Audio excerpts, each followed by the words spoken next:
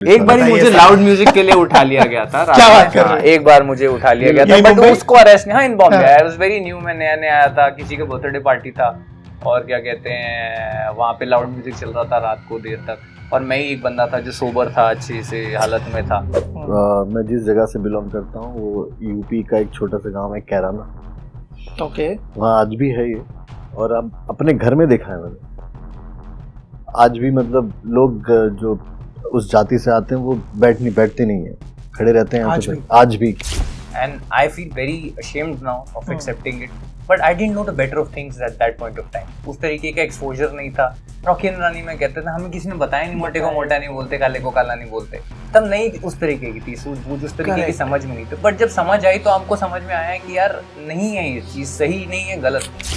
My father in law passed away couple of years back, and वो जब हो जाते हैं तो लास्ट राइट्स में सबको खाना खिलाते हैं। तो वो जो खाना जिस ऑर्डर में खिलाया जाता है वो कास्ट के ऑर्डर में खिलाया जाता है कि पहले अपर कास्ट खाएगी, फिर मिडिल क्लास खाएगी, फिर लोअर कास्ट खाएगी। And I was like when everybody has to eat and everybody is eating the same food. तो उन्होंने मेरे को एक बड़ी प्यार से कहता है, यार भुवन तू मेरी बात सुन, वैसे तो घाघरा चोली पहन के सब लोग नाच चुके हैं, ये तो कुछ नया तो कुछ करेगा नहीं। Everybody has done it, Akshay sir has done it, Ritesh has done it, so many people have done it, Govinda has done it, everybody we have seen it a gazillion times. He said you will be the first guy to do it. Just always saying that. He said own it up. मुझे सबसे पहले ये बताइए, आपसे जानना चाहूंगा, जनावर क्यों, मतलब ये जानवर क्यों नहीं है कुछ और नाम, इसके नाम के पीछे का क्या कुछ कहानी है? नाम के पीछे बेसिकली हमारे पास जानवर का भी ऑप्शन था, बट हम लोग चाह रहे थे इसको कैसे एक अलग अप्रोच से हम लोग इसको देखें और उसको रूटेड कैसे बनाएं। नॉर्मली नॉर्थ इंडिया में, छत्तीसगढ़ में लोग जानवर को जानवर ही बोलते हैं। करेक्ट। तो जैसे हमने शो में भी ट्राई किया है कि जितना रियल और नेचुरल रखें, तो हमने सोचा कि टाइटल को भी उसका ही फ्लेवर दें कि वो एटलीस्ट लोग पूछते हैं ये एक्चुअली क्या है, जानवर है जनावर है, तो लोगों को जिसको जानवर पता नहीं वो भी जान रहे हैं कि जानवर का मतलब क्या है।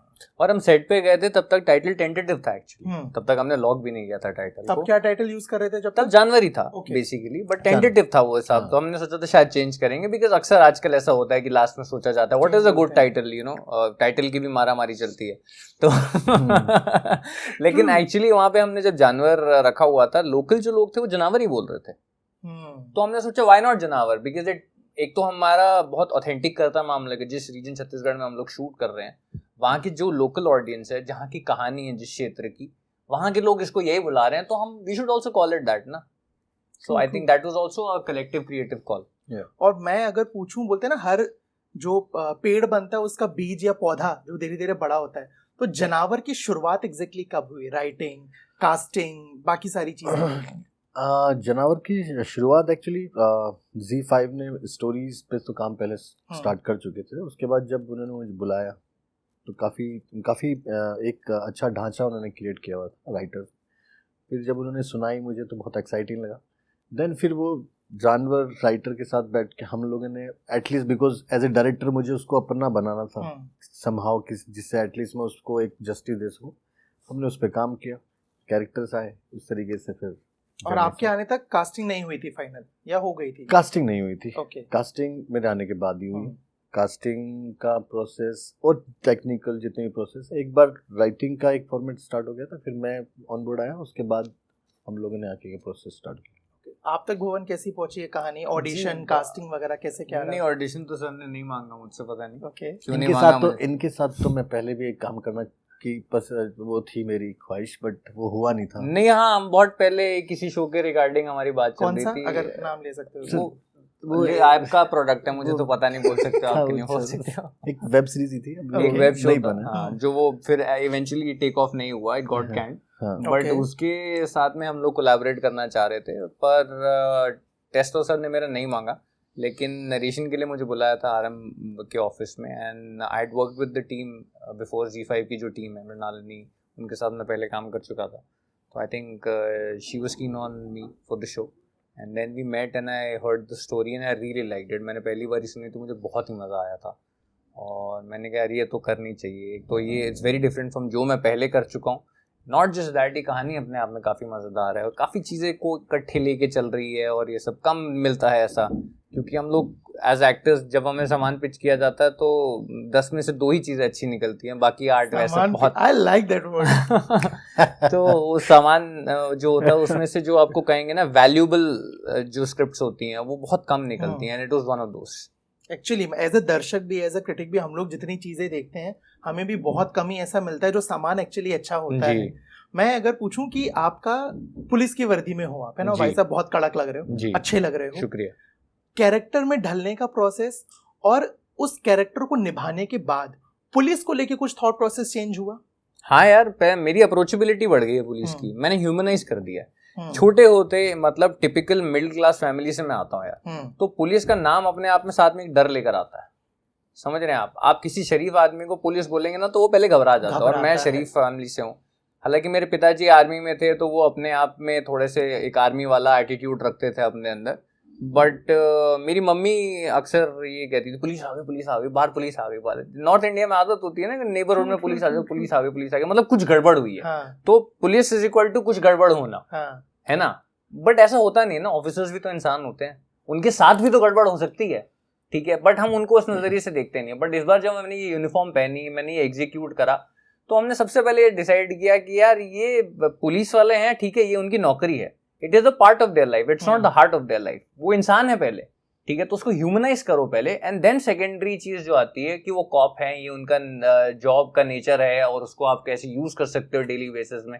कॉप्स का एक तरीका उठने बैठने का, वेपन हैंडल करने का, एक रिस्पेक्ट, हमेशा वही जूते पहनना, ये सारी चीजें होती हैं। It becomes a part of the nature, वो मसल मेमोरी में धीरे धीरे करके आता है। बट हाँ, मेरे को इतना जरूर लगने लगा, मेरा नजरिया जो चेंज हुआ कि अब मैं कभी भी मम्मी को भी समझाऊंगा मैं अपनी कि डरने की कोई जरूरत नहीं है, there as human as us and reach them out with no fear at all. मैं आपकी इस बात से बहुत हद तक ताल्लुक रखता हूँ, क्योंकि पापा भी मेरे आर्मी में रहे हैं और बचपन कैंट में बीता है, तो वो तो एक रॉब लेके घूमता है आदमी, वो देखा है कि तुम अगर एक जिप्सी लाओगे या ट्रक भर के हमारे लोग रहते हैं। बट जो आपने जो पुलिस वाला जो पूरा वाकया बताया, जो चीजें बताई, पुलिस से अगर मैं पूछूं कभी रियल लाइफ में कुछ ऐसे हुआ है मुलाकात, कभी थाने वाने जाना पड़ा हो या कुछ और? ऐसा कुछ मैंने क्राइम तो नहीं किया, बट हाँ, मैंने जो कुछ करवाना है, जो इवेंट्स होते हैं पुलिस फोर्स वाले, दे बीन वेरी काइंड, उन्होंने मुझे इनवाइट किया है to be the guest in all of that, मैंने वो अटेंड किए हैं। और मैंने तो जब सपोर्ट मांगा, स्पेशली अगर मैं बॉम्बे पुलिस की बात करूँ तो वो बहुत कोऑपरेटिव है, very nice and very very very cordial. Chhattisgarh की पुलिस भी हमारे साथ इतना कोऑपरेट किया उन्होंने, वहाँ के एसपी साहब जो थे वो आके हमसे मिले थे, हम लोगों ने उनसे बात करी थी, कितनी इन्फॉर्मेशन उन्होंने हमको दी थी। They were very kind and always helping us out in every way possible. तो मेरा तो इसी तरीके का ताल्लुक रहा है, कभी पर्स चोरी हो गया तो एफआईआर लिखवा दी, वेरिफिकेशन करा ली। मेरे थोड़े ताल्लुक रहे हैं पुलिस। एक बार मुझे लाउड म्यूजिक के लिए उठा लिया गया था। क्या बात कर रहे हैं? एक बार मुझे उठा लिया गया था, बट उसको अरेस्ट नहीं, हाँ, in Bombay. I was very new, मैं नया आया था, किसी का बर्थडे पार्टी था और क्या कहते हैं वहाँ पे लाउड म्यूजिक चल रहा था रात को देर तक, और मैं ही एक बंदा था जो सोबर था, अच्छी से हालत में था। तो वो आए और वो फिर उन्होंने ऐसे बोला कि कौन चलेगा, मैं ही चलूंगा सर, मैं ही चलता हूँ। तो उन्होंने मुझे देखा, तुम्हें देखा लग रहा है, ये बड़े नए टाइम की बात है, तब मैंने उतना ज्यादा काम भी नहीं किया, तो मैंने देखा लग रहा है, तुम सीआईडी में आते हो? मैंने बोला नहीं सर, नहीं मैं नहीं आता हूँ। तो मेरा एक बार वैसा ताल्लुक रहा है जब मैं किसी गैर कानूनी काम के लिए, जिसके लिए मैं खुद जिम्मेदार भी नहीं हूँ, उसके लिए मैं पुलिस स्टेशन गया था, अदरवाइज नॉट। ओके, जो सीरीज जो अब तक मैंने जितने एपिसोड्स देखे, उसमें एक और चीज, जो बाकी सारी चीजें चल रही है उसके साथ एक और टॉपिक धीरे से लेयर चल रहा है, वो है कास्ट वाला, है ना, जो कहीं ना कहीं दिख रहा है कि कैसे वो चीजों को लेके फर्क होता है। आप चाहे जो भी बन जाओ, बट लोगों की मेंटालिटी में वो चीज रहती है। वो कैसे आया इसमें? And have you witnessed something like that in your real life? Yes, मैंने तो बहुत देखा है सर। मैं जिस जगह से बिलोंग करता हूँ वो यूपी का एक छोटा सा गांव है, कैराना। ओके। वहाँ आज भी है ये, और अब अपने घर में देखा है मैंने। आज भी मतलब लोग जो उस जाति से आते हैं वो बैठते नहीं है, खड़े रहते हैं आज भी देखा है, ठाकुरों में, अब कहीं पे भी। बट कहानी पे अगर हम आते हैं तो सबसे इंटरेस्टिंग इस कहानी का जो प्लॉट था, जो इस कहानी की जो खूबसूरती थी, यही थी कि इस क्राइम केस के साथ साथ में ये जो कास्टिज्म का जो तड़का है वो बहुत अच्छा था। जो एक्साइट कर रहा है, जो एक्चुअली एक आई ओपनर भी है। कहीं ना कहीं क्या होता है, नॉर्मली डेफिनेटली हम सब चाहते हैं कि लोग एंटरटेन करें, कुछ देखें और एंजॉय करके चले जाएं, बट अगर हल्का सा कुछ, अगर हम कुछ सोसाइटी को थोड़ा सा भी कुछ दे जगा सके, हाँ थोड़ा सा भी, बिकॉज ये ऐसा सब्जेक्ट है, ऐसी चीज़ है ना जो मेरे ख्याल से अभी निकल जानी चाहिए लोग को। काम के हिसाब से, उसकी मेहनत के हिसाब से, उसकी पहचान के हिसाब से लोगों को उसको तोलना चाहिए, ना कि जाति के हिसाब से उसको तोला जाए। तो ये सबसे मेरे लिए बहुत इंटरेस्टिंग था, बिकॉज बचपन से भी मैंने देखा था। मैं वो इंसिडेंट तो नहीं बता सकता, बट लेकिन ऐसी चीज़ें थी जो आज मुझे लगती है कि ऐसा क्यों है। जब मैं हेमंत को देख रहा था, जब मैं इस कहानी को लेके मैं फ्लोर पे जा रहा था, तब वो बहुत सारी चीज़ें थी, और तो वो पुराना पास्ट का भी एक एंगर अचानक से आ रहा था कि यार क्या है, मतलब एक आदमी है, इंसान है, उसको सिर्फ एक जाति के नाम पे कैसे साइडलाइन किया जा सकता है। जब वो टैलेंटेड है, वो पढ़ रहा है या नहीं भी कर रहा है, तो एटलीस्ट उसको गिराने से बजाय उसको निकालना चाहिए, उसको उसी मेन स्ट्रीम में लाना चाहिए जहाँ पे वो डिजर्व करता है। सिर्फ जाति है और उसको वो चीज़ नहीं मिलनी चाहिए जो दूसरों को मिलती है। वो चीज़ वो बहुत इम्पैक्ट किया मुझे, और मैं फिर एक्चुअली शिद्दत जो घुसी इसी वजह से मेरे अंदर इसको बनाने में बड़ा मज़ा आया। मैं जब तक कैंट में रहता था पापा के साथ, जब तक मुझे कभी लगा ही नहीं कि ये सब चीज़ें होती भी हैं लाइफ में, बट जब कैंट छोड़ा ना, तब एक्चुअल जो बोलते हैं ना समाज, वो सामने आया। आपने कभी ऐसा कुछ? एब्सोल्युटली यार अविनाश, देखो डिस्क्रिमिनेशन इज डिस्क्रिमिनेशन, वो किसी भी बेसिस पर हो, चाहे वो कास्ट के बेसिस पे हो, चाहे वो बॉडी के बेसिस पे हो, चाहे वो कलर के बेसिस पे हो, किसी भी बेसिस पे हुआ डिस्क्रिमिनेशन मैंने खुद किया है, and I feel very ashamed now of accepting it, but I didn't know the better of things at that point of time. उस तरीके का एक्सपोजर नहीं था। रॉकी एंड रानी में कहते थे, हमें किसी ने बताया नहीं, मोटे को मोटा नहीं बोलते, काले को काला नहीं बोलते। तब नहीं उस तरीके की थी सूझबूझ, उस तरीके की समझ में नहीं थी, बट जब समझ आई तो हमको समझ में आया कि यार नहीं है, ये चीज़ सही नहीं है, गलत। मैंने इनफैक्ट बहुत लेट तक अपनी लाइफ में, कॉलेज तक, इन सब चीज़ों का बहुत मजाक बनाया, because it is very casual the way we do it, it's very casual. और जो बंदा ऑप्रेस हो रहा है ना, वो भी कुछ आवाज नहीं उठा रहा, because he also feels that this is normal. और हमने इस चीज को इतना नॉर्मलाइज कर दिया था कि ऑप्रेस्ड भी लग रहा है कि हाँ, they taking it as a joke.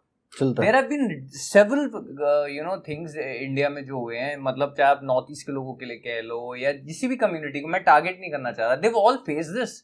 I am a Delhi boy and I am sure if you understand, बहुत सारे लोगों ने डिस्क्रिमिनेशन देखा, बट अर्बन सिटीज में फिर भी उस लेवल पे नहीं देखा जाता। मैं पहली बार जब रूरल इंडिया में गया था, मैं इसको नहीं बोलूंगा डिस्क्रिमिनेशन है, बट वहाँ एक हायरार्की फॉलो हो रही है। My father in law passed away couple of years back, and वो जब हो जाते हैं तो लास्ट राइट्स में सबको खाना खिलाते हैं। तो वो जो खाना जिस ऑर्डर में खिलाया जाता है, वो कास्ट के ऑर्डर में खिलाया जाता है, कि पहले अपर कास्ट खाएगी, फिर मिडिल क्लास खाएगी, फिर लोअर कास्ट खाएगी। And I was like, when everybody has to eat and everybody is eating the same food, then why this hierarchy, why can't people mix and eat? But that's how it has been, and now I wanted to change it, but I single-handedly can't change everything. I said that I am not going to do it. Change will begin with me. I said I am not going to do it. I will make sure that I will not discriminate amongst people. मैं किसी के खिलाफ आवाज उठा सकता हूँ, लेकिन change तभी आएगा जब मैं खुद को बदलूंगा, मेरी आने वाली पीढ़ी को बदलूंगा। True. और मैंने डिस्क्रिमिनेशन खुद किया है on different bases, not on the basis of caste, but if somebody is fat, I've called them fat, and I feel very ashamed to say. क्यों बोला यार, किसी के बाल जा रहे तो उसको उसके लिए छेड़ा, एंड अब मुझे लगता है इट्स नॉट कूल यार, it's really not cool, but I really related with that whole thing in that Rocky and Rani, क्योंकि हमें नोबडी टोल्ड अस, ही नहीं, जो हम देख रहे हैं वही रेप्लिकेट कर रहे हैं। हम बच्चे हैं यार, आप उनको बोलोगे आज हम people eat non veg today, ठीक है, आप उनको बोलोगे इसको खाना होता है, इसको पालना होता है, वो वही सीखेगा ना बच्चा। तो जो आपके अराउंडिंग, आजू बाजू सराउंडिंग्स आपको सिखा रही हैं, वैसे सीख रहे हो। बट अब जब मुझे पता चल गया, I will make it a point that आगे मैं ये चीज को बढ़ने ना दूं। मैं 100% सहमत हूँ आपकी बात से, आप दोनों की इनफैक्ट बात से। मैं आपकी फिल्मोग्राफी पे आऊँगा। आपने जितना काम किया है बहुत ही खूबसूरत रहा है, अलग अलग वेरिएशंस देखने को मिले हैं।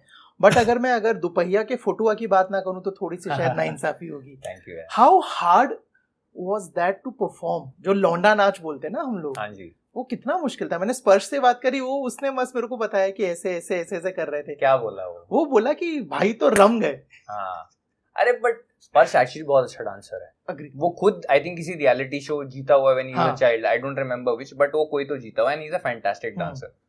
तो और प्लस उसका क्या कहते हैं शेव वेव भी हो रखा था and it was clean. And और मैं मास्टर जी हमारे जो थे गणेश आचार्य जी कोरियोग्राफर हमारे, मैंने उनसे बात करी. मैंने कहा मास्टर जी मैं अजीब तो नहीं लगूंगा यार, मैं क्योंकि दाढ़ी के साथ. करेक्ट. तो उन्होंने मेरे को एक बड़ी प्यार से कहता है यार भुवन तू मेरी बात सुन, वैसे तो घाघरा चोली पहन के सब लोग नाच चुके हैं, ये तो कुछ नया तो कुछ करेगा नहीं. Everybody has done it, Akshay sir has done it, Ritesh has done it, so many people have done it, Govinda has done it, everybody, we have seen it a gazillion times. He said you will be the first guy to do it. Just always saying that. He said own it up, and the minute you'll own it up, the better you'll look. उन्होंने बोला ना मेरे को 100%, मैं I am an actor who surrenders, मैं trust करता हूँ, मेरे सर पे पूरा ट्रस्ट है, मैंने उस पर मास्टर जी पे पूरा ट्रस्ट किया. नाच मैं लेता ही हूँ, मुझे मौके कम मिले थे नाचने के, वहाँ पे मुझे मौका मिला तो मैं नाच लिया. तो बस उतना ही था, बट मैंने बहुत एंजॉय किया उसको, मैंने बहुत एंजॉय किया.